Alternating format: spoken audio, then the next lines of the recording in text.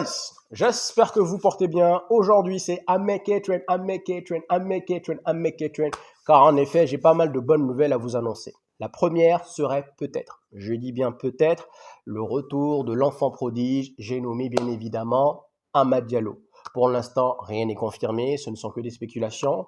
Il a posté ceci hier soir. Donc encore une fois, on va attendre la conférence de presse de Ruben Arubena pour mieux nous prononcer là-dessus. Mais pour moi, s'il l'a posté, c'est que forcément, il y aurait un message caché derrière. Et donc, voici comment j'interprète les choses. Je vous dirais qu'il va commencer les séances individuelles aujourd'hui ou demain. Et donc, si tel est le cas, il devrait normalement rejoindre l'équipe dans 2 semaines. Conclusion, le 10 avril prochain contre Lyon, cela devrait être un peu trop court, trop juste.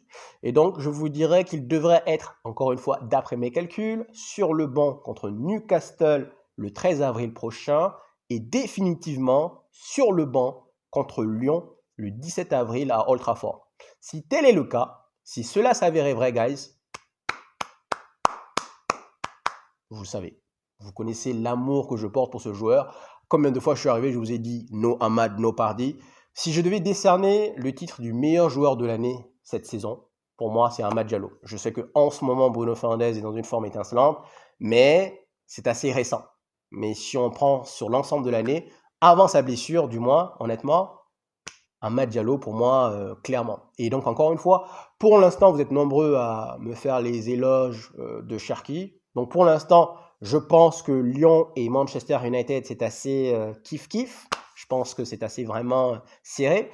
Mais si jamais on jetait Amad Diallo dans l'équation, je pense que si jamais, honnêtement, sans jouer aux arrogants, je pense que si jamais Amad Diallo pouvait jouer 30 minutes, voire même une mi-temps, sur les 4 mi-temps qu'on va disputer contre Lyon, pour moi, tout de suite dans l'équation, ça va peut-être pencher en faveur de Manchester United. Amad Diallo, guys, c'est un joueur tellement talentueux et encore une fois qui amène cette petite étincelle-là. Donc encore une fois, peut-être que Lyon va avoir un plan pour bloquer Bruno Fernandes, mais si vous rajoutez encore une fois Amad Diallo dans l'équation, sincèrement, Manchester United serait un peu plus favori. Et souvenez-vous, guys, en août dernier, je crois que je vous ai annoncé que Manchester United allait gagner l'Europa League. Je ne sais pas comment je vous l'ai annoncé. Il y avait encore Tête de Pambèche qui était là. Mais sincèrement, j'ai eu le feeling, j'ai eu l'impression, j'ai eu la sensation que Manchester United pourrait, dans un miracle, gagner cette Europa League, justement pour nous retrouver en Ligue des Champions. Donc, jusque-là, mon pronostic tient toujours. On va attendre de voir ce qui va en découdre. Mais encore une fois, le retour de Amad, franchement, très bonne nouvelle. Honnêtement, ça s'annonce de bon augure. Également, deuxième bonne nouvelle, guys, le retour, encore une fois, peut-être de Ben Yedder. Apparemment, encore une fois, on va attendre la conférence de presse pour vraiment confirmer, mais Ben Yedder également serait de retour. Pourquoi c'est important?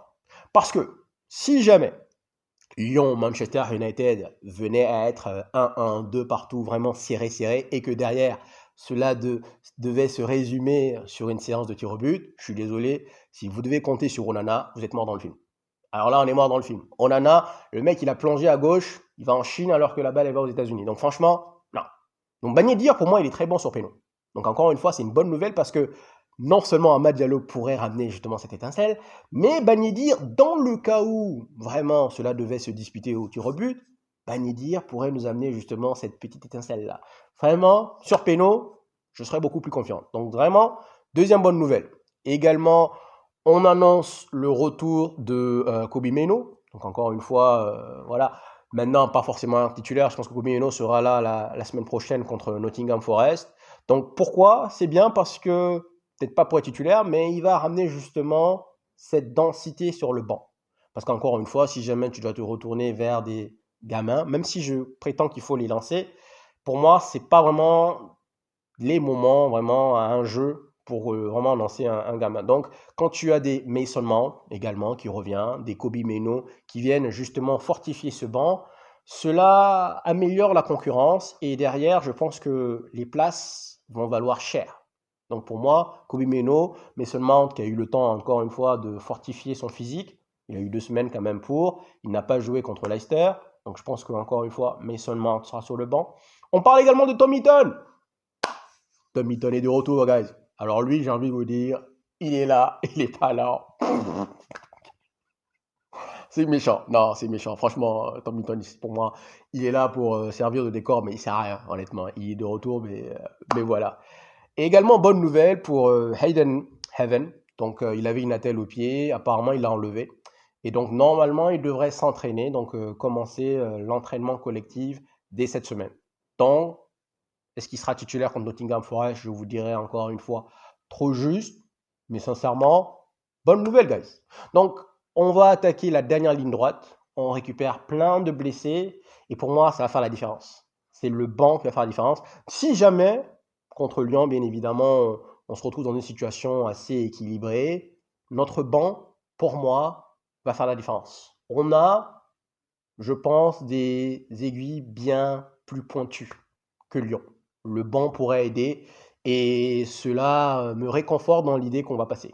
Pour moi, honnêtement, l'adversaire qu'il faudra battre, ça sera Athletic Bilbao, sans encore une fois manquer de respect à Lyon. On va faire l'analyse proprement. Vous avez remarqué, je ne parle que de l'Europa League parce que pour moi, City, Newcastle, on devrait faire normalement comme Mourinho l'avait fait en 2016, c'est-à-dire vraiment faire une rotation complète lors des matchs de Première Ligue parce que j'en suis désolé que tu finisses 13e, 12e, 11e, il n'y a rien qui change. Donc, pour moi, normalement, on devrait se concentrer sur l'Europa League parce que c'est le seul moyen qu'on a pour pouvoir vraiment sauver notre saison. Donc là, la trêve, elle est finie pour Bruno Fernandes, tant mieux, il va avoir une semaine de récupération. Donc Bruno Fernandes, Eriksen, Dalot, Højlund. Højlund, guys, petit point. Vous savez, l'année dernière, il a mis vraiment un sacré temps avant de marquer son tout premier but en Première Ligue. Une fois qu'il avait marqué, il a commencé à enchaîner. Boum, boum, boum, boum, boum. Il en a marqué 6. Il a égalé le record de Van Nistelrooy. Il était sur le point de marquer le 7e quand il était blessé. Donc, il a encore marqué avec le Danemark contre le Portugal. Célébration encore de Ronaldo. Ça, pour moi, cela reflète un peu la confiance. Parce que si tu es vraiment en perdition, tu ne fais pas ce genre de choses. Donc, pour moi, Højlund, c'est un joueur à surveiller. Donc on a craché dessus, on l'a traîné dans la boue, mais le fait que justement il commence à marquer, cela ne peut être qu'impactant. Donc tous ces joueurs-là vont avoir non pas une semaine, mais 10 jours. Donc là, pour moi, la bonne nouvelle, franchement, on s'est fait éliminer de la FA Cup, mais ça veut dire que ce week-end, il n'y a pas de match. On ne joue pas ce week-end. Donc il faudra attendre tranquillement mardi 1er avril contre Nottingham Forest. Et Nottingham Forest, ils ont perdu apparemment leur attaquant. Son nom m'échappe, je l'ai vu tout à l'heure, mais apparemment son nom, apparemment il est blessé. Donc on verra ce qui va en découdre. Mais bon, de toute façon, encore une fois, Nottingham Forest, on ne doit juste pas perdre. Que ce soit Nottingham Forest, que ce soit Manchester City, que ce soit Newcastle, il faut juste pas perdre. Pour moi, il faut en quelque sorte garder ce momentum que l'on a commencé à vraiment créer avant la trêve. Et donc, il ne faudrait vraiment pas revenir sur les anciennes bases où on gagne, on perd, on gagne, on perd. Il faut construire sur la confiance. Et donc franchement, tous ces joueurs-là vont revenir et magnifique. Parce que généralement, ils viennent jeudi parfois, surtout les Uruguayens. Donc je pense que Ugarte va rejoindre l'équipe de Manchester United, je pense, jeudi. Garnacho n'a pas été appelé, Zerzi n'a pas été appelé également. Donc pourquoi c'est bien? Parce que généralement, quand tu arrives jeudi, parfois c'est trop juste pour jouer le week-end. Alors que là, il vient jeudi, on a vendredi, samedi, dimanche et lundi, donc mardi on va à Nottingham Forest. Donc, guys, comme je vous l'ai dit, c'était du I make it train, I make it train, I make it train, I make it train. Et donc, franchement, les retours des joueurs, honnêtement, ça fait plaisir. Dernière ligne droite, guys. Dernière ligne droite, il ne faut pas se louper. On doit y aller. On doit aller remporter cette Europa League. Si jamais cela se confirme, que Manchester United arrive à trouver les ressources et les moyens de remporter l'Europa League, guys, souvenez-vous, je vous l'ai dit en août, bien évidemment, j'ai prédit ça comme un fan pourrait le prédire, mais en tout cas, je sais que je l'ai dit. Si jamais derrière on n'y arrive pas, je prendrai le L, il n'y a pas de problème. Merci infiniment d'être venu jusqu'ici, guys, prenez soin de vous, et je vous dis à la prochaine. Ciao, ciao.